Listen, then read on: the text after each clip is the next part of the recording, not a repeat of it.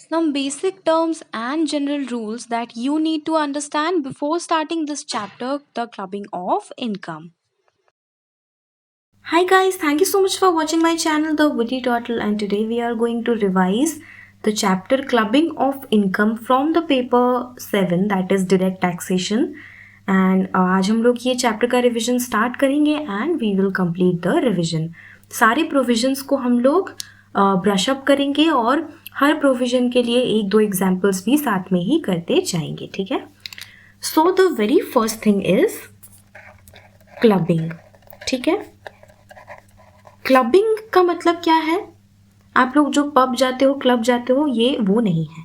Clubbing का मतलब है ऐड करना. ठीक है. ऐड करना, एक चीज है उसमें दूसरे चीज को ऐड करना, इसको बोला जाता है clubbing. Now we are studying clubbing of income.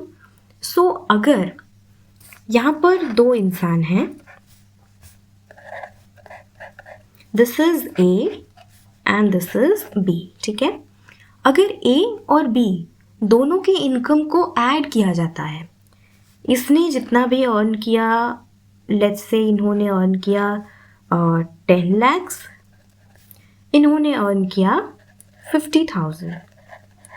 इन दोनों के इनकम को अगर ऐड किया जाता है, सो इन दैट केस अगर ऐड करके वो जो टोटल जितना इनकम आता है उसको टैक्सेबल किया जाता है, then in that case that is known as clubbing of income. ठीक है. So what is clubbing? If income of B is added to income of A, right? So in that case we call that clubbing of income. ठीक है. But ऐसा क्यों करें? B का जो भी इनकम है, A का जो भी इनकम है, B के इनकम को A के इनकम में जोड़ना ही क्यों है, ऐड करना ही क्यों है, राइट? सो इसका जो रीज़न है वो पहले हम लोग समझते हैं. लेट्स से ये जो ए है, इनका अर्निंग 10 lakhs है सैलरी से, फिर ये लोग अपने बिजनेस इनकम से अर्न कर रहे हैं और एक्स्ट्रा 5 लाख. ठीक है. तो इनका हो गया 15 लाख इनकम. सो इनका जो इनकम 5 लाख है, ये किस कैटेगरी में फॉल करता है? ये फॉल कर रहा है 30% कैटेगरी में. सो हम लोग ये बोल सकते हैं कि ये जो पर्सन है person A, he is a rich person. ठीक है. Rich person. तो ऐसा बहुत बार होता है, a rich person who falls under the category of 30% slab rate, right, who falls under the category of 30% slab rate, then he always tries to divert his income. क्या करने की कोशिश करते हैं? डाइवर्ट करने की कोशिश करते हैं. He always tries to divert his income to other known person. To other known person. Known person whose income is very less, और जो टैक्स स्लैब के नीचे है, या फिर उनका जो इनकम है, इनकम इज वेरी लेस और नेग्लिजिबल है. तो वो क्या करते हैं? वो अपना जो इनकम है, वो इनकम को ऐसे दिखाने की कोशिश करते हैं कि इनका जो एक्स्ट्रा इनकम है वो ए का नहीं बल्कि बी का है. ठीक है. सो ये जो प्रैक्टिस, ऐसा क्यों किया जाता है? क्योंकि जहाँ पर इनको ज़्यादा टैक्स देना पड़ रहा था, वहाँ पर अगर वो इसमें से थोड़ा अमाउंट यहाँ पर डाइवर्ट कर देंगे, सो इनका तो इनकम पहले से ही 50,000 है, ये और 2 लाख तक इनकम ले सकते हैं, इनको टैक्स देने की ज़रूरत ही नहीं है. सो ये अपना जो बिजनेस इनकम है 5 लाख, उसमें से अगर ये 2 लाख बिजनेस या फिर जो इंटरेस्ट आईफॉस का इनकम है वो अगर इनके नाम पर दिखा दे 2 लाख, तो ऑब्वियसली इनको टैक्स देने की ज़रूरत नहीं है. लेकिन इस केस में इनको 2 लाख पर जो 30% का टैक्स देना पड़ रहा था, दैट इज 60,000, वो इनका बच जाएगा, राइट? तो मोस्ट ऑफ द पीपल क्या करने लगे, अपना जितना भी एक्स्ट्रा इनकम था उसको वो लोग अपने नोन पर्सन के पास डाइवर्ट कराने लगे जिनका इनकम कम था या फिर नेग्लिजिबल था, सो दैट उनको टैक्स देने की ज़रूरत नहीं है. सो ये जो पूरा का पूरा प्रैक्टिस चल रहा था, इसी प्रैक्टिस को ब्लॉक करने के लिए इनकम टैक्स एक्ट में क्लबिंग का प्रोविजन लाया गया. ठीक है. So that these income will be taxable in the hands of the rich person who earlier was trying to divert this income. तो ये सारा का सारा जो इनकम है, इनका 15 लाख और इनका 50,000, ये सारा का सारा जो इनकम है ये किसके हाथ में टैक्सेबल हो जाएगा? It will be taxable in the hands of the rich person, ठीक है, जो कि इसको डाइवर्ट कराने की कोशिश कर रहे थे, डाइवर्ट कराने को ट्राई कर रहे थे, उनके हाथ में ही ये सारा टैक्सेबल हो जाएगा, ठीक है। सो अभी इसके कुछ कुछ प्रोविजंस हैं, और ये चैप्टर में जितने भी प्रोविजंस हैं ना, ये सब पहले से नहीं बनाया गया था, क्योंकि लोग ऐसा करने लगे तो धीरे धीरे करके एक एक सेक्शन उसमें ऐड करते गए इनकम टैक्स वाले, ठीक है। तो इसीलिए इसमें जो भी प्रोविजंस हैं वो उसका बहुत ही प्रैक्टिकल एस्पेक्ट है, राइट। सो इसका जो भी है हम लोग रिविजन करना स्टार्ट करते हैं। सो इस चैप्टर का जो फर्स्ट प्रोविजन है दैट इज सेक्शन 60, जो कि बोल रहा है income transferred without transfer of asset. आपने ना इनकम को ट्रांसफ़र कर दिया लेकिन आपने एसेट को ट्रांसफ़र नहीं किया है, सो उस केस में क्या प्रोविज़न बन गया वो देखते हैं, ठीक है। ये है ए और ये है बी। ए क्या कर रहा है, अपना थोड़ा इनकम बी को ट्रांसफ़र कर दे रहा है, ठीक है, but without transferring the asset. So क्या हो जाएगा ऐसे केस में, ये जो इनकम वो ट्रांसफ़र कर रहा है that income will be taxable in the hands of the transferor that is mister A, ठीक है। एक एग्जाम्पल देखते हैं यहाँ पर। एग्जाम्पल बोल रहा है कि 20 लाख का डिबेंचर है, ए ने बी को ट्रांसफ़र किया क्या चीज़, 20 लाख का डिबेंचर, ठीक है, जिसका इंटरेस्ट रेट कितना है, 10% है, 10% है। सो दैट मीन्स पर एनम वो कितना इंटरेस्ट रिसीव कर रहे हैं, he is receiving 2 lakh rupees of interest income, ठीक है। सो ओके, मान लेते हैं एक्स वाई को ट्रांसफ़र कर रहा है। सो ये जो पर्सन है ना x, he is already rich and वो ऑलरेडी फॉल कर रहा है कौन से कैटेगरी में, 30% स्लैब रेट की कैटेगरी में ही इज़ फॉलिंग। सो 2 लाख का जो भी 30% टैक्स है वो कितना हो जाएगा, that will B 60,000 rupees, right. So x ने क्या किया, एक्स मेड एन एग्रीमेंट, ठीक है, ये 2E का मतलब है एग्रीमेंट, मैं ऐसे ही लिखती हूँ, लॉ का भी आपका रिविजन हो जाएगा कॉन्ट्रैक्ट एक्ट में। एग्रीमेंट कौन से सेक्शन में बताया गया है, सेक्शन 2 क्लॉज ई में। So mister X and mister Y में एक अग्रीमेंट हो गया कि डिबेंचर जो है ना वो एक्स का ही रहेगा, जो एसेट है, एसेट क्या है यहाँ पर, डिबेंचर है, तो ये जो 20 लाख रुपए का डिबेंचर है वो एक्स का ही रहेगा, लेकिन उसका जितना भी इंटरेस्ट आएगा वो वाई का है, ठीक है, ठीक है। एसेट जो है वो एक्स का रहेगा लेकिन उसमें से जो इनकम आ रहा है that is of Y. So और यहाँ पर क्या है, वाई जो है ना ही has no other income. So उनका जो टोटल इनकम है वो कितना हो जाएगा, ऑब्वियसली जो 2 लाख का इंटरेस्ट आ रहा है, अगर इंटरेस्ट इनका हो गया तो ऑब्वियसली उनका जो टोटल इनकम है वो 2 लाख हो जाएगा। सो उनका टैक्स लायबिलिटी क्या हो जाएगा, निल, ऑब्वियसली 2.5 लाख के नीचे निल है तो ये निल हो जाएगा। इसीलिए सेक्शन 60 क्या बोला, 2 lakhs will be taxable in the hands of x. X कौन है, he is the transferor, right, जो भी ट्रांसफरर है उनके हाथों में टैक्सेबल हो जाएगा।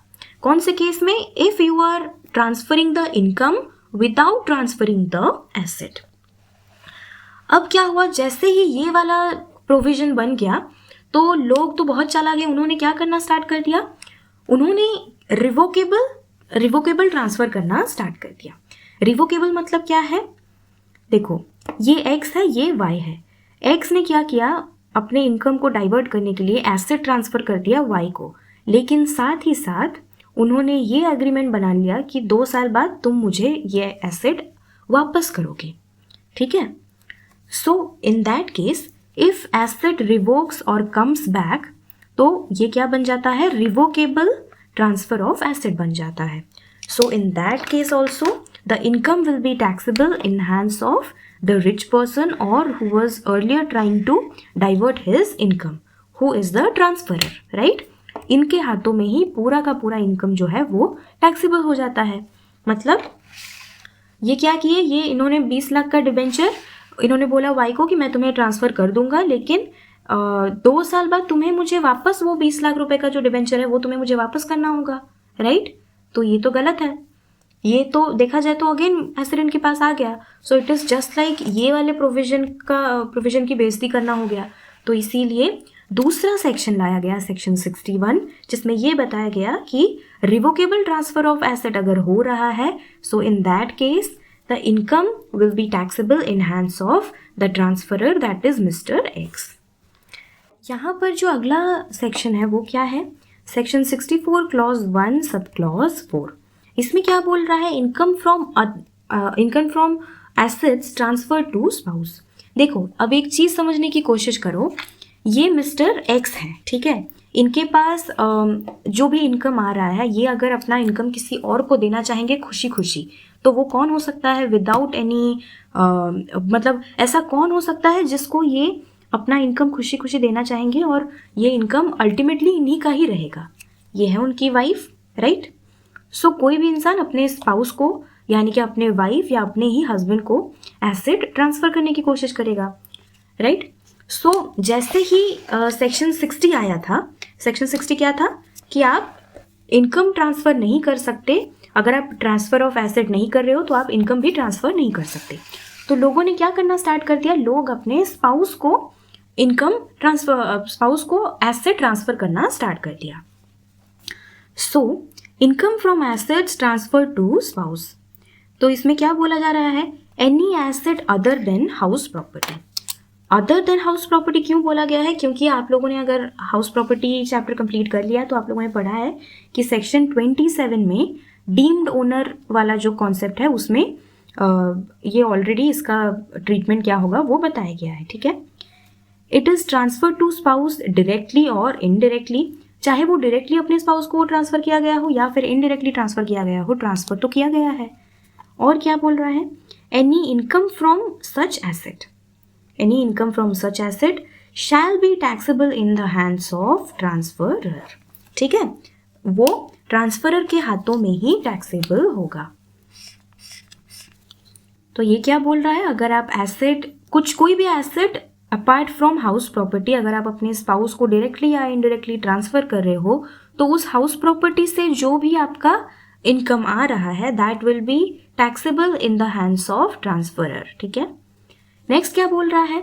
लेकिन इसमें एक प्रोविजो है कि आप आपका क्लबिंग नहीं होगा. कौन से केस में? यहाँ पर आपको 3 केसेस दिया गया है. इन तीन केसेस में आपका क्लबिंग नहीं होगा. फर्स्ट क्या है? Asset sold for adequate consideration. आप लोगों ने लेट्स से 20 लाख का डिवेंचर बेचा अपने वाइफ को या फिर अपने हस्बैंड को. आप लोगों ने 20 लाख का डिवेंचर बेच दिया फॉर एडिक्वेट कंसिडरेशन. आपने उनको बेच दिया by taking some amount from them which is adequate. ठीक है, तो उस केस में ऑब्वियसली ये तो उन्होंने खरीदा है तो इनकम क्यों क्लबिंग होगा? अगर उन्होंने खरीदा है तो ये एसेट तो उनकी ही बन गई, राइट? तो ये और क्लबिंग नहीं होगा. सेकेंड बोला जा रहा है कि they are divorced at the time of transfer और at the time of accrual of income. ये बोल रहा है कि जो हस्बैंड वाइफ रिलेशनशिप है वो एग्जिस्ट नहीं कर रहा है. It does not exist at the time of, या तो ट्रांसफ़र के टाइम में एग्जिस्ट नहीं कर रहा है या फिर जब आपको उसमें से इनकम आने लगा उस टाइम नहीं हो रहा है. मतलब जब आपने उनको 20 लाख का डिबेंचर ट्रांसफ़र किया उस टाइम ये लोग हस्बैंड वाइफ नहीं थे, या फिर जब उनका इनकम आना स्टार्ट हो गया उस टाइम वो लोग नहीं थे. अगर ये दोनों कंडीशन सेटिस्फाई हो रहे हैं, दोनों ही टाइम वो लोग अगर हस्बैंड वाइफ का रिलेशनशिप था उनमें, तो ये क्लबिंग होगा, अदरवाइज नहीं होगा. ठीक है, एक एग्जाम्पल देखते हैं इसका. ये है मिस्टर वाई एंड ये है मिस बी. अभी इन लोगों की शादी नहीं हुई है. ठीक है, ये लोग बॉयफ्रेंड गर्लफ्रेंड है, इन लोगों के बीच में डेटिंग चल रहा है. ठीक है, ये मैंने हार्ट बनाया है, इन लोगों के बीच में डेटिंग चल रहा है. और ए ने क्या किया? अपने ही प्यार में बी को 20 लाख डिबेंचर ट्रांसफ़र कर दिया. 20 लाख डिबेंचर क्या कर दिया? ट्रांसफ़र कर दिया. ठीक है, और उसके कुछ महीनों बाद दे गॉट मैरिड. सो क्या ये क्लब्ड होगा? देखो हम लोग का प्रोविजन क्या बोल रहा है? जो हस्बैंड एंड वाइफ रिलेशनशिप है it should exist at the time of these things. अगर एग्जिस्ट करेगा तो क्लबिंग होगा, अगर एग्जिस्ट नहीं करेगा तो क्लबिंग भी नहीं होगा. तो आप मेरे को बताओ, जब ट्रांसफ़र हो रहा है यहाँ पर एसेट का, क्या इन दोनों के बीच में हस्बैंड वाइफ वाला रिलेशन है?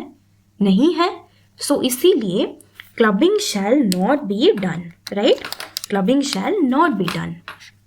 At the time of transfer, they were not married, hence clubbing shall not be done. So clubbing होने के लिए कौन से दो फैक्टर्स का सेटिस्फाइड होना ज़रूरी है? If they are married at the time of transfer and at the time of accrual of income, जब उन्होंने एसेट को ट्रांसफ़र किया तब, और जब पैसा आना स्टार्ट हो गया, जब उसी एसेट से इनकम आना स्टार्ट हो गया तब। अगर वो लोग हस्बैंड वाइफ रिलेशनशिप में नहीं हैं तो उनके बीच क्लबिंग नहीं हो सकती है। नेक्स्ट क्या है? नेक्स्ट बोल रहा है if the transfer is under an agreement to live apart. Live apart मतलब क्या है? अगर अलग रहने के लिए हस्बैंड वाइफ के बीच में अगर अग्रीमेंट हुआ है कि आप मुझे ये वाला घर दे दो तभी मैं आपसे अलग रहूंगी या तभी मैं आपसे अलग रहूंगा, सो इन दैट केस क्लबिंग नहीं होगा। इसका आप एक एग्जाम्पल ले सकते हैं, जैसे डिवोर्स के टाइम पर एलिमनी मिलता है, ठीक है। जब एलिमनी मिलता है तो क्या होता है, वो लोगों में एक अग्रीमेंट होता है कि हम आपको डिवोर्स के बाद मेंटेनेंस के तौर पे इतने रुपए का एलिमनी या फिर ये घर या ये एसेट हम आपको प्रोवाइड कर रहे हैं। सो घर तो नहीं होगा इस केस में, बट हाँ कोई अगर दूसरा एसेट वो लोग ट्रांसफ़र किया जा रहा है with an agreement to live apart, separately रहने के लिए, तो उस केस में इनकम जो है वो क्लब नहीं होगा, ठीक है। तो गवर्नमेंट ने क्या किया, ये जो अपनी वाइफ को या अपने हस्बैंड को ट्रांसफ़र करने वाला फैक्टर था इसको गवर्नमेंट ने बंद कर दिया, ठीक है। गवर्नमेंट ने इसको ब्लॉक कर दिया। सो अब लोग क्या करने लगे, ठीक है, वाइफ नहीं तो बेटे की वाइफ ही सही, अगर अपनी वाइफ नहीं तो अपने बेटे की वाइफ ही सही। सो लोग क्या करने लगे, अपनी बहुओं के नाम पर एसेट ट्रांसफ़र करने लगे, क्योंकि अल्टीमेटली तो वो घर का ही रहने वाला है। So according to section 64 clause 1 sub clause 6 ये बोला गया कि income from assets transfer to son's wife और बहू, ठीक है, बहू को जो ट्रांसफ़र किया जा रहा है उसका हमें क्या ट्रीटमेंट करना है। If transferred without adequate consideration, अगर बहू ने उसको खरीद लिया तो दैट इज़ फाइन, अगर विदाउट एडिक्वेट कंसिडरेशन वो एसेट को ट्रांसफ़र किया जा रहा है then it will be taxable, किसके हाथों में, it will be taxable in hands of transferor. मतलब अगर जो फादर इन लॉ है या फिर मदर इन लॉ है वो अगर अपनी बहू को ट्रांसफ़र कर रहे हैं तो उन्हीं के ही हाथों में उसका जो इनकम है वो टैक्सेबल हो जाएगा। तो और इसमें क्या कंडीशंस हैं, जो ससुर और सास का अपने बहू के साथ रिलेशनशिप है that should subsist both at time of transfer and accrual of income. जैसा प्रोविजन इस वाले केस में था, स्पाउस वाले केस में था, वही सेम प्रोविजन यहाँ पर भी है, बस ऊपर वाले केस में हस्बैंड वाइफ रिलेशन था, यहाँ पर father in law mother in law या फिर डॉटर इन लॉ वाला रिलेशनशिप सब्सिस्ट करना चाहिए, both at the time of transfer and accrual होना चाहिए। और क्या बोल रहा है, अगर ये गिफ्ट दिया जा रहा है अपने बहू को, ठीक है, if you are gifting some heavy jewellery या फिर अगर आप डिबेंचर अपनी बहू को गिफ्ट कर रहे हो, सो उस केस में no clubbing will be done, कोई क्लबिंग नहीं होगा, राइट। नेक्स्ट देखते हैं हम लोग, नेक्स्ट वाला यहाँ पर एक एग्जाम्पल देखते हैं कि ये है जो फादर इन लॉ है और ये उनका बेटा है और ये उनकी डॉटर इन लॉ है, ठीक है। तो फादर इन लॉ जो है वो ट्रांसफ़र करते हैं 20 लाख रुपए का debenture to his daughter in law, और ये आफ्टर मैरिज हो रहा है, ठीक है, आफ्टर मैरिज हो रहा है। ट्रांसफ़र जब हुआ उस टाइम मैरिज हो चुकी थी, मैरिज के बाद ट्रांसफ़र हो रहा है, सो हम लोग का जो एक कंडीशन है वो सेटिस्फाई हो गया। नेक्स्ट क्या बोल रहा है, लेकिन ये जो 20 लाख डिबेंचर का इंटरेस्ट है 10% अगर माने तो 2 लाख रुपए का जो इंटरेस्ट आ रहा है that is received after divorce. जल्दी जल्दी शादी भी हो गई, जल्दी जल्दी डिवोर्स भी हो गया, ठीक है। डिवोर्स के बाद अगर इंटरेस्ट रिसीव हो रहा है सो क्लबिंग आपका नहीं होगा, ठीक है, there will be no clubbing because they are divorced at the time of accrual of income from that asset that has been transferred to the बहू, ठीक है, समझ में आ गया। अब देखो, अब यहाँ पर क्या बोला जा रहा है, एक बहुत ही इंपॉर्टेंट चीज़ यहाँ पर बोली जा रही है, this is very important. If transferred asset is invested by spouse और son's wife in any business. देखो, आपने 20 लाख का डिबेंचर अपनी बहू को दे दिया या फिर 20 लाख रुपए लेट्स से आपने अपनी बहू को या फिर अपनी वाइफ को दे दिया, और उन्होंने क्या किया, वो लोग बहुत चालाक हैं, तो उन्होंने उसी पैसे को एक बिजनेस में इन्वेस्ट कर दिया।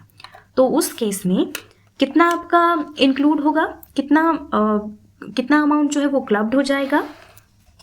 इनकम फ्रॉम बिजनेस और जो इंटरेस्ट का इनकम आ रहा है आपका वो, multiplied with amount invested out of asset transferred on first day of previous year divided by total investment of transferee on the first day of the previous year. I know समझ में नहीं आया, इसलिए एक एग्जाम्पल देखते हैं, ठीक है.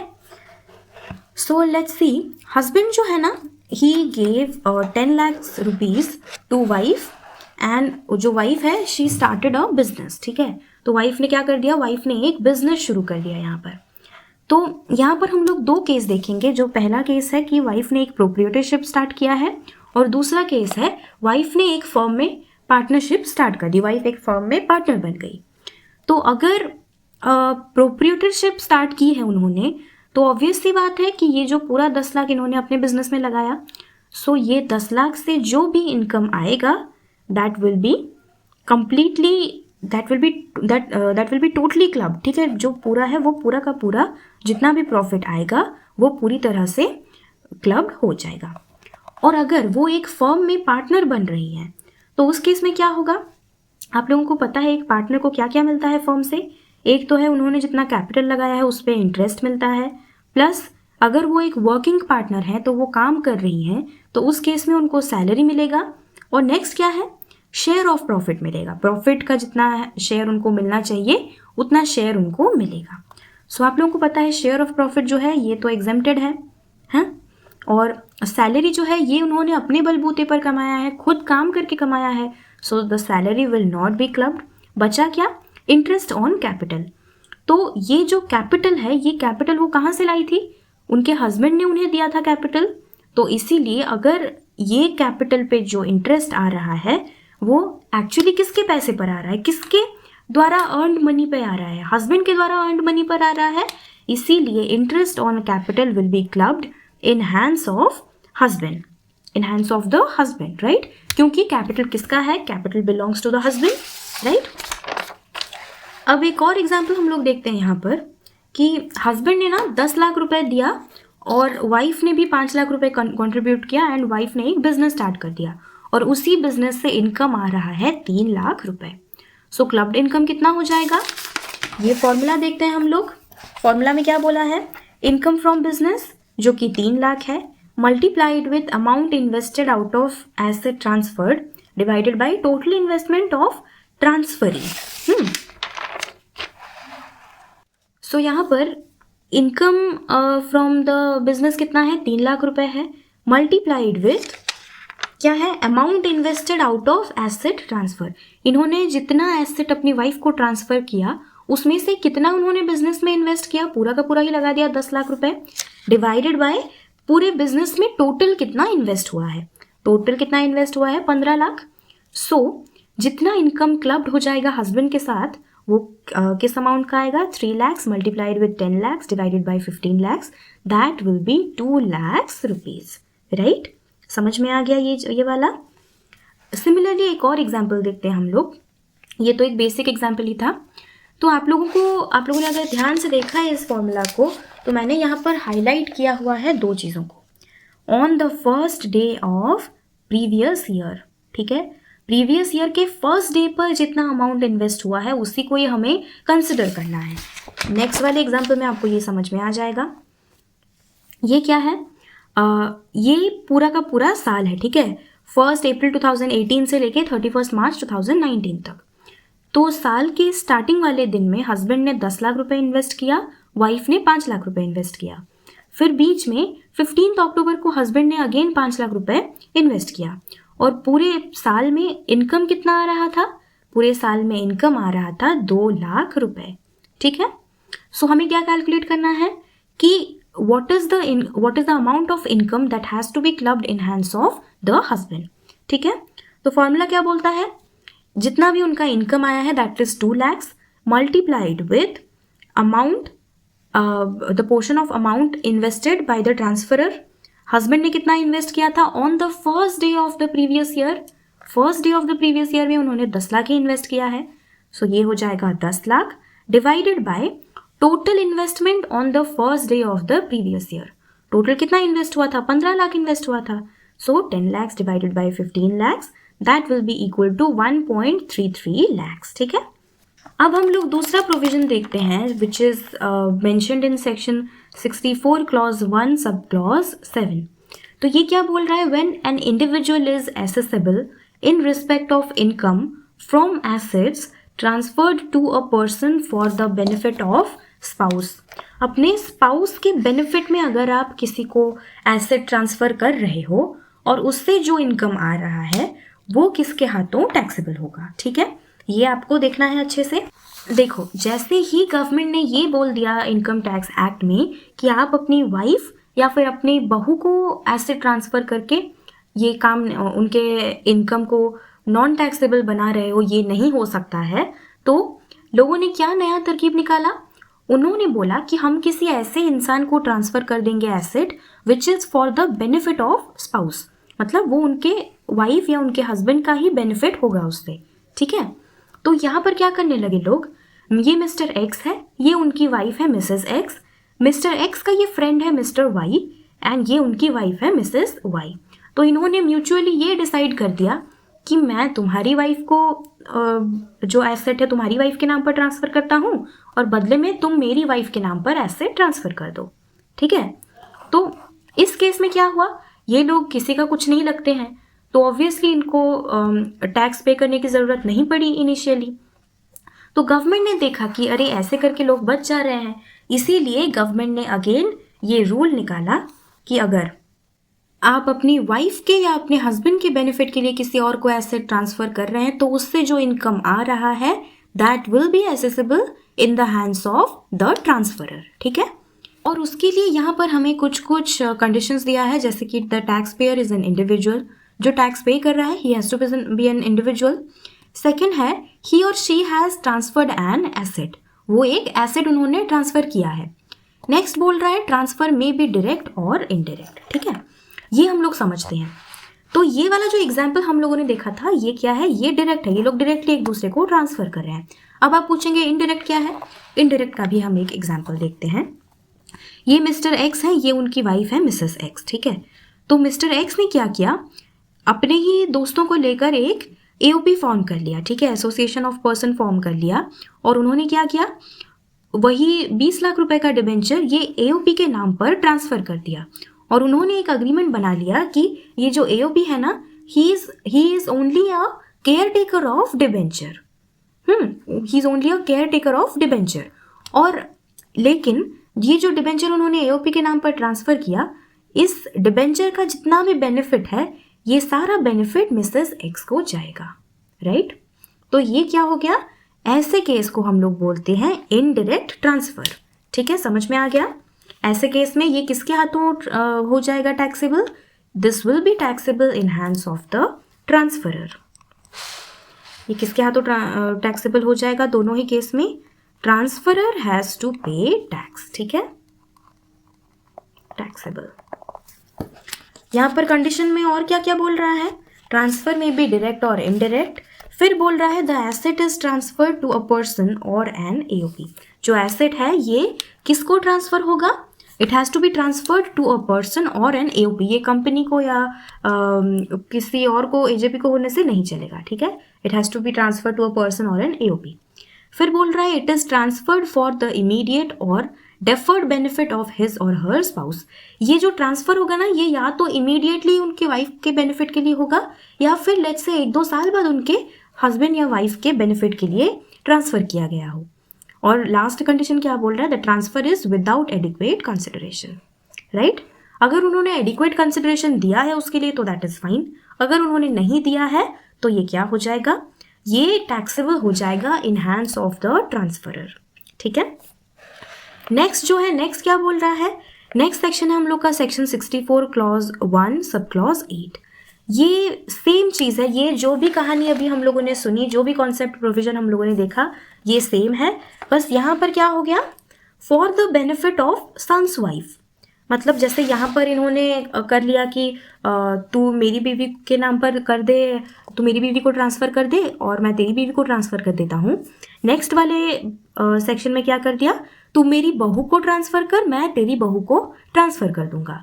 ठीक है, मैं एसेट तेरी बहू के नाम पर कर दूंगा, तू एसेट मेरी बहू के नाम पर कर दे। ठीक है, सो इसके लिए भी जो जो कंडीशन है वो सेम है, it will be taxable in the hands of the transferor, और ये भी सेम ही रहेगा, ठीक है। सो इस वाले केस में ये किसके हाथों पर टैक्सेबल हो जाएगी? मिस्टर वाई ने मिसेस एक्स को जो भी मिसेस एक्स के नाम पर जो 2 लाख रुपए का डिबेंचर कर दिया, सो यहाँ से जो इनकम आएगा that will be taxable in hands of mister x. क्यों बताओ? क्योंकि लॉ बोल रहा है इंडिविजुअल इज एसेसेबल, यानी कि Mr X is assessable in respect of income from assets which is transferred to a person for the benefit of spouse. इन्होंने इस पर्सन को ट्रांसफर किया ताकि उनकी स्पाउस को ये बेनिफिट मिल सके, ठीक है। तो ऐसे केस में हस्बैंड जो है उनके हाथों में ये टैक्सेबल हो जाएगा। और अगर केस उल्टा है, ये उसकी हस्बैंड को दे रहा है और दे रही है, और ये मिसेस एक्स के हस्बैंड को दे रही है, तो उस केस में क्या हो जाएगा? That will be taxable in hands of the other spouse, यानी कि मिसेस एक्स और मिसेस वाई के हाथों टैक्सेबल हो जाएगा। समझ में आ गया आपको? जो नेक्स्ट सेक्शन है वो क्या है? Section 64 clause 2। इसमें बोल रहा है income from self acquired property converted into joint family property, ठीक है। सेल्फ अक्वायर्ड प्रॉपर्टी मतलब क्या? एक इंडिविजुअल ने उसको खुद खरीदा है, लेकिन वो उसको जॉइंट फैमिली प्रॉपर्टी में, यानी कि HUF के प्रॉपर्टी में कन्वर्ट कर दे रही है, ठीक है। लेट्स से ये एक इंडिविजुअल है, इन्होंने अपने लिए जो खरीदा था 20 लाख रुपीज़ का डिबेंचर्स, वो उन्होंने HUF के नाम पर कर दिया, ठीक है। तो इससे जो इनकम आएगा, इससे जो इंटरेस्ट इनकम आएगा 2 लाख रुपए का, वो कहाँ जाएगा, है ना। सो income derived from such property by HUF shall be included in the income of the transferor, right? Transferor के नाम पर वो टैक्सेबल हो जाएगा। यहाँ पर कंडीशन क्या है? Individual has to be a member of HUF, and secondly he converts self acquired property as the property of HUF। वो सेल्फ अक्वायर्ड प्रॉपर्टी को as a property of HUF convert कर देंगे। और क्या बोल रहा है? ये एक इम्पॉर्टेंट पॉइंट है। Advance or loan by individual to HUF is not throwing of asset in common stock of the family. अगर आप एडवांस या फिर लोन कुछ है इंडिविजुअल का जो कि वो HUF को ट्रांसफर कर रहा है, so that is not an asset, not throwing of an asset, ठीक है। यहाँ पर हम लोग कुछ एग्जाम्पल्स देखते हैं। Clubbing of income after partition of HUF है, उसका पार्टीशन हो गया, ठीक है। HUF में कौन कौन है? मिस्टर एक्स हैं, उनकी वाइफ है मिसेस एक्स, फिर उनके 3 बच्चे हैं। The first one is a major son, the second one is B who is a minor son, and the third child is a minor daughter. So इन्होंने अपना जो सेल्फ अक्वायर्ड प्रॉपर्टी है वो इन्होंने ट्रांसफ़र कर दिया था अपने HUF के नाम पर, ठीक है। और पार्टीशन होने से पहले, before partition, interest income of 2 lakh, ये डिबेंचर से जो इंटरेस्ट इनकम आ रहा था 2 लाख रुपए का, वो क्या कंसिडर किया जा रहा था? It was considered as X का इनकम, है ना। एक्स के इनकम के हिसाब से वो कंसिडर किया जाता था उसको। लेकिन आफ्टर पार्टीशन ऑफ HUF, एक बार HUF अगर टूट गया, so percentage of share in the interest is decided. ये 2 लाख में सबका कितना कितना हिस्सा होगा वो डिसाइड किया जाता है। So now income of let's say उन लोगों ने डिसाइड कर लिया कि ये जो 2 लाख रुपए है इसको सब में इक्वली डिवाइड कर दिया जाएगा। तो यहाँ पर कितने लोग हैं? There are total 5 members in the HUF, तो सब में ये डिवाइड कर दिया जाएगा, तो 20% ईच आएगा। तो सबके हिस्से कितना कितना आएगा? 40,000 रुपीज़ सबके हिस्से में आएगा, right. So now income of Mrs x and minor children will be clubbed with the income of mister x. अब आप लोग मुझे ये बताओ कि यहाँ पर माइनर कौन नहीं है, कौन कौन नहीं है? उनके बच्चों में कौन माइनर नहीं है? ए जो है, A is a major son, he is not a minor. तो ए आफ्टर पार्टीशन ए का जो इनकम होगा वो क्लब नहीं होगा। इनकम ऑफ मिस्टर एक्स क्या क्या हो जाएगा? मिस्टर एक्स के इनकम में मिस्टर एक्स, मिसेस एक्स और उनके 2 माइनर बच्चों का इनकम क्लब्ड हो जाएगा। सो मिस्टर एक्स का टोटल टैक्सेबल इनकम कितना हो जाएगा? 40,000 multiplied with 4, that is 1,60,000 rupees. And what will be the income of A? A का इनकम हो जाएगा 40,000 rupees, right? नेक्स्ट हम लोग देखते हैं सेक्शन 64 क्लॉज 1 सब क्लॉज 2. ये बोल रहा है रेम्यूनरेशन ऑफ स्पाउस. ठीक है, रेम्यूनरेशन ऑफ स्पाउस. तो ये है मिस्टर एक्स जो कि एक कंपनी में वर्क करते हैं और उनका जो सैलरी है दैट इज 10 लाख रुपीज़. तो अब आप मेरे को बताओ 10 लाख पे कितना टैक्स लगेगा. पहले 2.5 लाख पर नील, फिर 2.5 लाख पे 12,500, फिर जो 5 लाख है उस पर कितना 1 लाख लगेगा. सो उनका टोटल टैक्स हो जाएगा 1,12,500. ठीक है. So he asks the company to give him 5 lakhs and his wife 5 lakhs. तो ये जो मिस्टर एक्स हैं ये इन्होंने कंपनी को बोला कि आप मेरे को सैलरी जो 10 लाख दे रहे हो आप मुझे 5 लाख दो और मेरी वाइफ को 5 लाख दो. राइट. कंपनी क्या कहेगी? कंपनी कहेगी ठीक है मेरे को तो तुम्हें पैसा देने से मतलब है. सो अगर ये खुद 5 लाख ले रहे हैं और अपनी वाइफ को 5 लाख दे रहे हैं तो उनका टोटल टैक्स कितना हो जाएगा दोनों का मिलाकर? दोनों का ही 2.5 लाख तक नील और बाकी के 2.5 लाख पर 5%, यानी कि that will be how much? That will be 12,500. And क्योंकि there are 2 people so it will be multiplied with 2 and उन दोनों का टैक्स मिलाकर हो जाएगा 25,000. ठीक है. और पहले उनको कितना देना पड़ता था अपने पूरे 10 लाख के सैलरी पर? 1,12,500, है ना. So, an individual is chargeable to tax in respect of any salary, commission, fees, or any other remuneration received by the spouse from a concern in which the individual has substantial interest. तो ये बोल रहा है कि एक इंसान है which is Mr. X, इनका एक कंपनी में सब्सटैंशियल इंटरेस्ट है. ठीक है.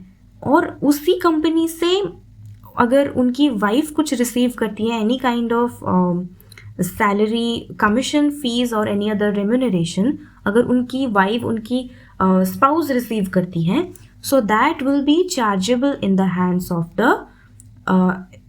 दैट पर्टिकुलर इंडिविजुअल, यानी कि वो मिस्टर एक्स के हाथों पे टैक्सेबल हो जाएगा.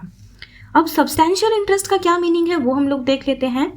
अगर equal to or more than 20% equity share along with relatives in the company, अगर ये जो मिस्टर एक्स हैं अगर ये अपने रिलेटिव्स को मिलाकर अगर कंपनी में equal to or more than 20% equity share hold कर रहे हैं so that means we can conclude that he has substantial interest.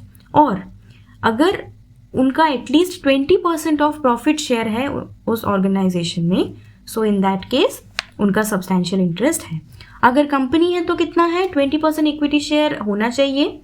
और अगर एटलीस्ट 20 और अगर ऑर्गेनाइजेशन है कंपनी नहीं होके so in that case at least 20% profit share उनका होना चाहिए. यहाँ पर हमें कुछ और पॉइंट्स दिया है which we need to consider while calculating the clubbing of income in this point. यहाँ पर हम लोगों ने क्या पढ़ा था कि अगर सेम कंपनी से जहाँ पर मिस्टर एक्स काम कर रहे हैं अगर यहाँ से उनकी वाइफ को कुछ भी सैलरी, कमीशन, फी या एनी अदर रेम्यूनरेशन रिसीव होता है सो वो हस्बैंड के हाथों पे टैक्सेबल हो जाएगा. लेकिन कुछ यहाँ पर कंडीशंस हैं. फर्स्ट कंडीशन बोल रहा है but that portion of salary etcetera या एनी काइंड ऑफ जो भी रेम्यूनरेशन रिसीव हो रहा है स्पाउस को which is due to application of technical or professional knowledge और experience shall not be clubbed. ठीक है. देखो ये है मिस्टर एक्स, ये हैं मिसेस एक्स. मिसेस एक्स जो हैं वो हैं सीएमए. ठीक है. वो सीएमए हैं बाय प्रोफेशन.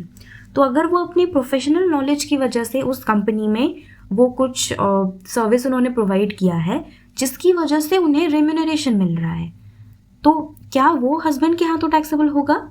ना, वो इस केस में हस्बैंड के हाथों वो टैक्सेबल नहीं होगा. वो इसलिए बिकॉज उन्होंने जो भी रेम्यूनरेशन अर्न किया है that is because of applying her own technical or professional knowledge. ठीक है.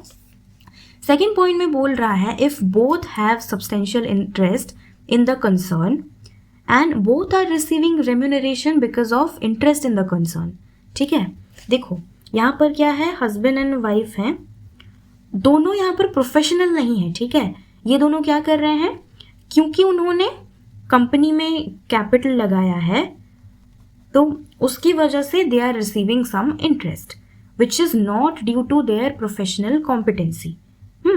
So in that case, remuneration of both shall be clubbed in the hands of that spouse whose total income is more before clubbing. So वो किसके हाथों taxable होगा? अगर इनका जो है क्लब करने से पहले अगर हस्बैंड का रेम्यूनरेशन 10 लाख है, वाइफ का 8 लाख है, सो किसके हाथों क्लब हो जाएगा? उस स्पाउस के हाथों क्लब होगा जिनका रेम्यूनरेशन सबसे ज़्यादा है, यानी कि इस केस में हस्बैंड के हाथों क्लब हो जाएगा.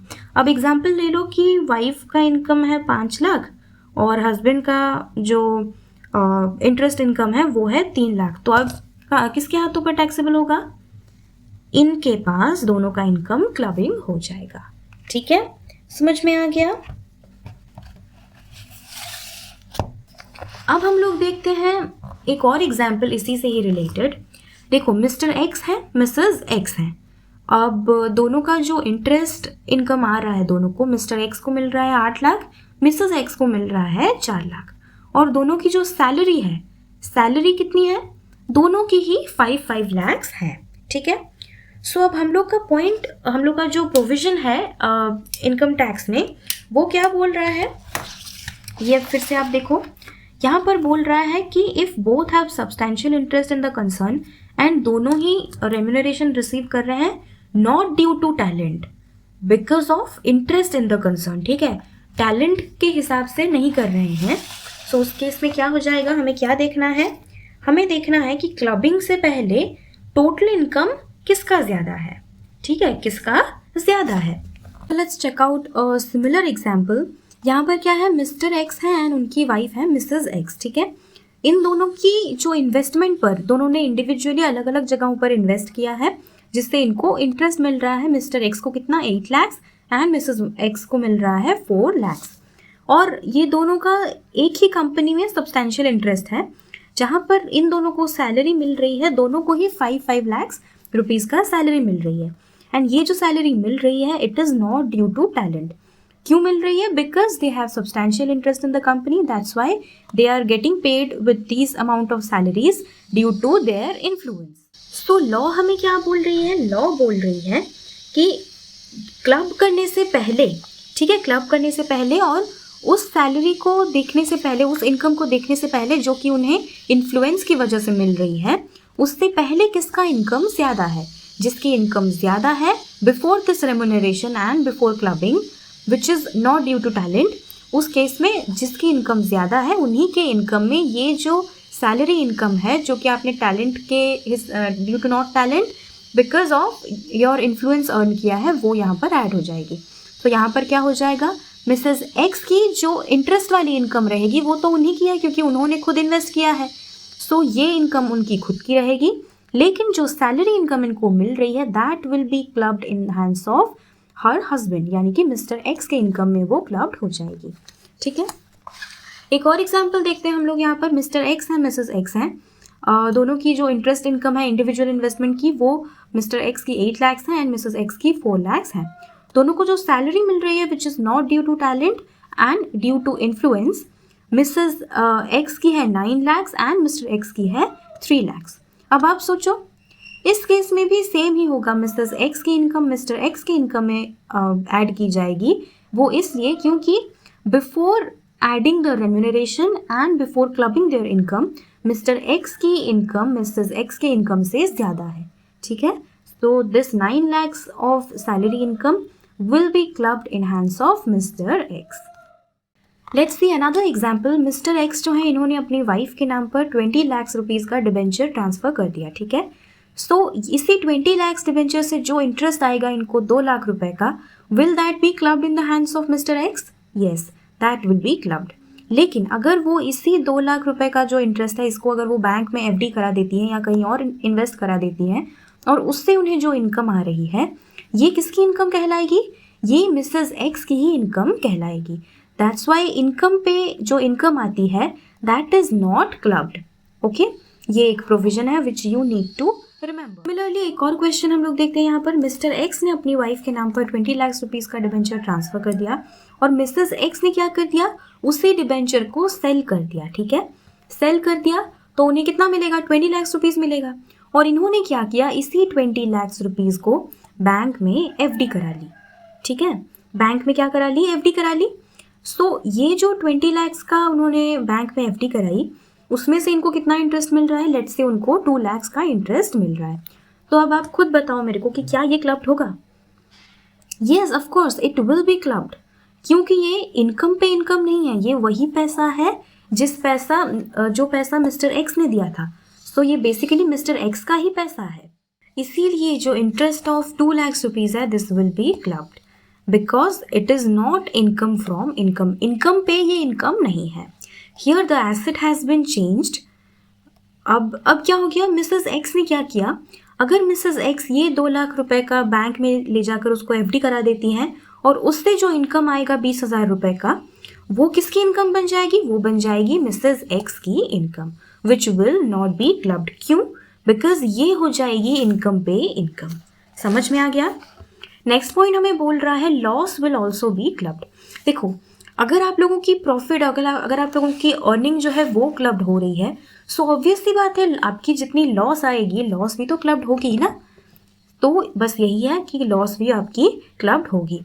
अगर आपकी वाइफ को उनके किसी इन्वेस्टमेंट पे लॉस मिल रहा है, सो वो लॉस भी आपके अकाउंट में, आपके टोटल इनकम में क्लब्ड हो जाएगी। ठीक है, अब यहाँ पर एक और एग्जाम्पल हम लोग देखते हैं। एग्जाम्पल बोल रहा है कि आप लेट्स से जो इंसान को टैक्स देना चाहिए वो अगर टैक्स नहीं दे रहा है, सो गवर्नमेंट आके ट्रांसफरी को भी टैक्स देने के लिए डिमांड कर सकती है। ये मिस्टर एक्स है, ये मिसेस एक्स है, इन्होंने 50 लाख रुपीज़ का डिबेंचर अपनी वाइफ को ट्रांसफ़र किया है। ठीक है, and she is receiving an interest of 5 lakh per annum. और मिस्टर एक्स जो हैं वो क्या है, वो डॉन जैसे इंसान है and he has been underground and he is unable to deposit tax. ठीक है, वो अंडरग्राउंड हो गए हैं और वो टैक्स डिपॉजिट नहीं कर रहे हैं, या फिर he is unable to deposit tax deposit कर नहीं पा रहे हैं। ठीक है, so in that case tax on income from such assets can also be demanded from the transferee. ये है transferor and Mrs X is the transferee. So in such cases such assets can also be demanded from the transferee. ठीक है, tax को आप transferee से भी demand कर सकते हो। Next we are going to study about income of minor child. ठीक है, ये कौन से सेक्शन में हमें बताया गया है, सेक्शन 64 क्लॉज 1A। सो यहाँ पर बोल रहा है कि अगर पेरेंट्स ने बच्चे के नाम पर, अपने माइनर चाइल्ड के नाम पर एफडी बना रखी है, ठीक है, या तो एफडी बना रखी है या फिर उन्होंने कोई डिबेंचर परचेज किया है, सो इन दैट केस जो एफडी या फिर डिबेंचर से इंटरेस्ट इनकम आएगा that will be taxable in hands of parents. ठीक है, पेरेंट्स के हाथों टैक्सेबल हो जाएगा। और अगर minor is earning due to his own talent, अगर जो माइनर चाइल्ड है, बच्चा अपने ओन टैलेंट से यानी कि सिंगिंग या फिर एक्टिंग या फिर टीचिंग, कुछ भी अपना ही टैलेंट है जिसको वो ग्रो कर रहा है और उसके टैलेंट के बलबूते पर he is earning money, so ये उसकी खुद की इनकम कहलाएगी। He will pay his own taxes. लेकिन अगर ऐसा होता है कि वो बच्चा कोई सिंगिंग रियलिटी शो जीता जिसमें उसको 30 लाख मिला, ठीक है, सो 30 लाख में से 30% टैक्स काट के वो 21 लाख रुपए घर लेकर आया। सो अगर वो अपना वही 21 लाख वो अपना खुद का इनकम को बैंक में एफडी करके जमा कर देता है, सो इन दैट केस जो इंटरेस्ट इनकम आएगा that will be known as the income of parents. वो पेरेंट्स के हाथों टैक्सेबल हो जाएगा, पेरेंट्स के इनकम के साथ वो क्या हो जाएगा, क्लब्ड हो जाएगा। कौन से पेरेंट का? जिस पेरेंट का ज़्यादा इनकम है, parent which has more income, उनके साथ ये जो एफडी कराने के बाद जो इंटरेस्ट इनकम आ रहा है वो उनके हाथों टैक्सेबल हो जाएगा, उनके साथ क्लब्ड हो जाएगा। लेकिन ये ऐसा प्रोविज़न क्यों बनाया गया? देखो, अब बच्चा 21 लाख घर लेकर आया तो क्या गारंटी है कि जो एफडी बन रहा है वो बच्चे के उसी अर्नड पैसे से ही बन रहा है? हो सकता है मम्मी पापा ने पहले से ही रखा है कि हाँ, अगर हम लोग का बच्चा रियलिटी शो जीत जाता है सो हम लोग ये पैसा जो पहले से हम लोग बचा कर रखे हैं इसका एफडी कर लेंगे और उस पैसे को कहीं और खर्चा कर लेंगे, राइट? ये तो आप डिफाइन नहीं कर सकते हो, इसीलिए ऐसा प्रोविजन बनाया गया है कि अगर उसके इनकम को वो बैंक में एफडी बना के रखता है, so in that case interest income will be income of parents and it will be clubbed with that parent who has more income. अब यहाँ पर हम कुछ छोटे छोटे एग्जाम्पल्स देखते हैं जिससे आपको कॉन्सेप्ट और भी ज़्यादा क्लियर होता जाएगा। ये है फादर, ये है मदर और ये है छोटा माइनर चाइल्ड। फादर का जो इनकम है दैट इज़ 5 lakhs, मदर का जो इनकम है दैट इज़ 8 lakhs एंड बच्चे का इनकम है 2 lakhs। और ये इनकम क्या है? इन्वेस्टमेंट इनकम, यानी कि या तो एफडी किया है या फिर बेंचेस खरीदे हैं, वैसा वाला ये इनकम है। तो ये जो 2 लाख रुपए है ये कहाँ पर क्लब्ड हो जाएगा? ऑब्वियसली उस पेरेंट के हाथों पे क्लब होगा जिसका इनकम ज़्यादा है। इनकम ज़्यादा किसका है? मदर का ज़्यादा है, तो उनके साथ क्लब्ड हो जाएगा। सो टोटल इनकम कितना है? फादर का हो जाएगा 5 lakhs, मदर का हो जाएगा 10 lakhs। सिमिलरली एग्जाम्पल 2 देखते हैं हम लोग। यहाँ पर प्रोविजन बोल रहा है कि अगर मम्मी पापा साथ नहीं है, अगर मम्मी पापा के बीच में डिवोर्स हो गया है, तो बच्चे का इनकम किसके हाथों क्लब्ड होगा? अब आप खुद सोचो, बच्चा अगर अपने मम्मी के साथ रह रहा है, ठीक है, तो क्या उसका इनकम पापा के साथ क्लब्ड होगा? नहीं होगा।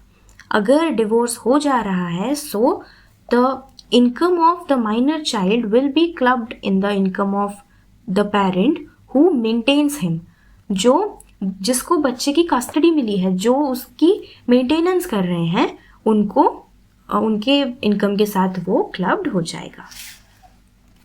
नेक्स्ट क्या है? थर्ड एग्जाम्पल देखते हैं हम लोग। फादर जो है उनका इनकम है 15 lakhs, मदर का इनकम है 8 lakhs एंड बच्चे का जो माइनर चाइल्ड है उसका इनकम है 2 lakhs, ठीक है। सो यहाँ पर अब क्या किया जाएगा? अब आप डिवोर्स की बात छोड़ दो, ठीक है, अब आप सोचो यहाँ से। तो ये वाले केस में क्या हो रहा था? मदर की जो इनकम थी वो ज़्यादा थी, तो इसीलिए बच्चे का मदर के साथ क्लब्ड हो रहा था। लेकिन इस वाले केस में क्या हो रहा है? फादर की इनकम ज़्यादा है, सो टेक्निकली बच्चे का जो इनकम है वो फादर के साथ क्लब्ड होना चाहिए, लेकिन ऐसा नहीं है। प्रोविजन क्या बोल रहा है? एक बार जिस पेरेंट के साथ इनकम जोड़ी गई है, it will be done the same till आपका जो असेसमेंट ऑफिसर है, एओ है, he asked to do otherwise. मतलब एक बार जिनके साथ आप बच्चे की इनकम क्लब्ड हो गई है, हर बार उन्हीं के साथ ही बच्चे की इनकम क्लब्ड होती रहेगी। कब तक? जब तक एओ उन्हें खुद आके अदरवाइज करने के लिए नहीं बोलता है, कुछ और करने के लिए नहीं बोलता है, तब तक वो उसी पेरेंट के इनकम के साथ क्लब्ड होती रहेगी। नेक्स्ट इनकम हम लोग देखते हैं। यहाँ पर फादर है, मदर है, उनका एक छोटा बच्चा है माइनर चाइल्ड और एक छोटा बच्चा है हु इज हैंडीकैप्ड, ठीक है, बच्चे का एक पैर नहीं है, आप देख सकते हैं, और दिस बच्चा इज अ हैंडीकैप्ड बच्चा, ठीक है। सो फादर की जो इनकम है वो 10 lakhs है, मदर की जो इनकम है वो 8 lakhs है, और जो उनकी नेक्स्ट उनका जो एक फर्स्ट माइनर चाइल्ड है उसकी इनकम कितनी है? 5 lakhs है, ठीक है। तो इस बच्चे की इनकम किसके साथ क्लब्ड होगी? ऑब्वियसली उसके पापा के साथ क्लब्ड होगी, क्योंकि उनकी इनकम ज़्यादा है मम्मी से। लेकिन गवर्नमेंट ने ये बनाया कि जो हैंडीकैप्ड बच्चा होगा, राइट, जो हैंडीकैप्ड बच्चा होगा उसकी जो इनकम आएगी वो किसी के भी साथ क्लब्ड नहीं होगी, राइट, वो किसी के भी साथ क्या होगी? क्लब्ड नहीं होगी। जो डिसेबल बच्चा होगा, जो हैंडीकैप्ड बच्चा होगा, वो उसकी इनकम किसी के भी साथ क्लब्ड नहीं होगी। तो गवर्नमेंट ने ऐसा रूल क्यों बनाया? गवर्नमेंट ने ये बहुत सोच समझ कर बनाया, क्योंकि आप खुद सोचो, अगर किसी भी पेरेंट के 2 बच्चे हैं जिनमें से एक नॉर्मल बच्चा है जो खुद फ्यूचर में, जिससे मम्मी पापा उम्मीद रखे हैं कि वो खुद फ्यूचर में कोई भी अपना सोर्स ऑफ इनकम जनरेट कर सकता है, तो ऑब्वियसली मम्मी पापा अगर दूसरा बच्चा हैंडीकैप्ड है तो उसके लिए ज़्यादा से ज़्यादा पैसा स्टोर करके जाना चाहेंगे, राइट। एंड गवर्नमेंट भी ये बात समझ रही है, इसीलिए गवर्नमेंट ने क्या रूल बनाया कि अगर कोई डिसेबल बच्चा है सो उस बच्चे का जो भी इंटरेस्ट आएगा वो क्लब नहीं होगा, ठीक है। नेक्स्ट क्या है? नेक्स्ट हमें बोल रहा है, if income of child is so included the parent shall be entitled to an exemption of maximum 1500 per child. तो यहाँ पर बोल रहा है कि अगर एक पेरेंट के जितने भी बच्चे हैं, अगर उन लोगों का इनकम क्लब्ड हो रहा है, सो हर बच्चे के लिए, पर चाइल्ड, हर एक बच्चे के लिए पेरेंट को 1500 रुपीज़ तक का क्या मिलेगा? एग्जेम्पशन मिलेगा, राइट। यहाँ पर एक एग्जाम्पल देखते हैं। ये है फादर जिनकी इनकम है 10 लाख रुपीज़, मम्मी की इनकम है 8 लाख रुपीज़ और एंड दे हैव 4 किड्स। पहले दो बड़े बेटे हैं A and B and C and D उनकी बेटियां हैं।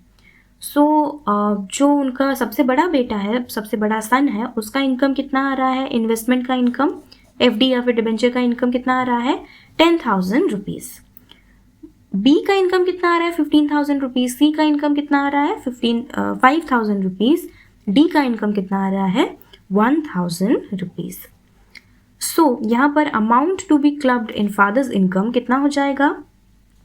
अब बताओ, क्योंकि हर बच्चे के लिए उनको 1,500 का रुपए की छूट मिल रही है, सो यहाँ पर कितना हो जाएगा, 10,000 minus 1,500, that will B 8,500। Similarly यहाँ पर अगेन 15,000 से 1,500 माइनस हो जाएगा, दैट विल बी 13,500। 5,000 से अगेन 1,500 माइनस होके हो जाएगा 3,500। एंड यहाँ पर क्या होगा, यहाँ पर ये जो बच्चा अर्न कर रहा है, this is only 1,000 rupees which is even less than the exemption amount. तो अभी माइनस में तो नहीं हो सकता है ना, सो इसीलिए ये क्या हो जाएगा, ये हो जाएगा आपका नील माना जाएगा। ठीक है, सो अब हम लोग देखते हैं कि इनका टोटल इनकम कितना क्लब्ड हो जाएगा फादर के इनकम में। टोटल 25,500 रुपीज़ फादर के इनकम में क्लब्ड हो जाएगा, राइट। अब देखो नेक्स्ट यहाँ पर एक और इम्पॉर्टेंट पॉइंट है। If the minor child becomes major during the previous year, then the incomes which have accrued to him till the date he attains majority shall be clubbed under section 64 clause 1A, right. So law बोल रहा है कि जब तक वो जो minor child है वो मेजॉरिटी अटेन नहीं कर लेता, ठीक है, अगर साल के किसी भी प्रीवियस ईयर के बीच में वो मेजॉरिटी अटेन करता है, यानी कि 18 ईयर्स का हो जाता है, सो तब तक जब तक वो 18 का नहीं हुआ है उस दिन तक का उसका इनकम क्लब्ड हो जाएगा। और जिस दिन वो 18 हो गया उसके बाद से लेके उस प्रीवियस ईयर के ख़त्म होने तक वो बच्चे का जितना भी इनकम आएगा वो क्लब नहीं होगा। ठीक है, इसका एक रिलेटेड एक एग्जांपल देख लेते हैं। लेट्स से प्रीवियस ईयर 2021-22 की बात हो रही है। सो 1 अप्रैल 2021 से लेके 31 मार्च 2022 तक की बात हो रही है। वो जो बच्चे का बर्थडे है ऑन 4 दिसंबर, ठीक है। सो 1 अप्रैल से लेके 4 दिसंबर तक उसके बर्थडे तक जिस दिन वो 18 प्लस हो जाता है उस दिन तक का उसका जितना भी इनकम है that will be clubbed. And 18 plus होने के बाद से प्रीवियस ईयर के ख़त्म होने तक जितना भी इनकम वो अर्न कर रहा है that will not be clubbed. ठीक है, आई होप ये वाला कॉन्सेप्ट आपको समझ में आया अच्छे से। ये रिविजन क्लास करने के बाद अगर आप लोग अपने पेपर नंबर 7 यानी कि डायरेक्ट टैक्सेशन बुक से क्लबिंग के जो 8 क्वेश्चंस गिवन है, अगर आप वो 8 क्वेश्चंस को सॉल्व कर लेते हैं, सो आई कैन टेल यू अगर एग्ज़ाम में कोई भी क्वेश्चन आता है तो आप लोग उसको अटेंड कर सकते हैं। ठीक है, और अगर आप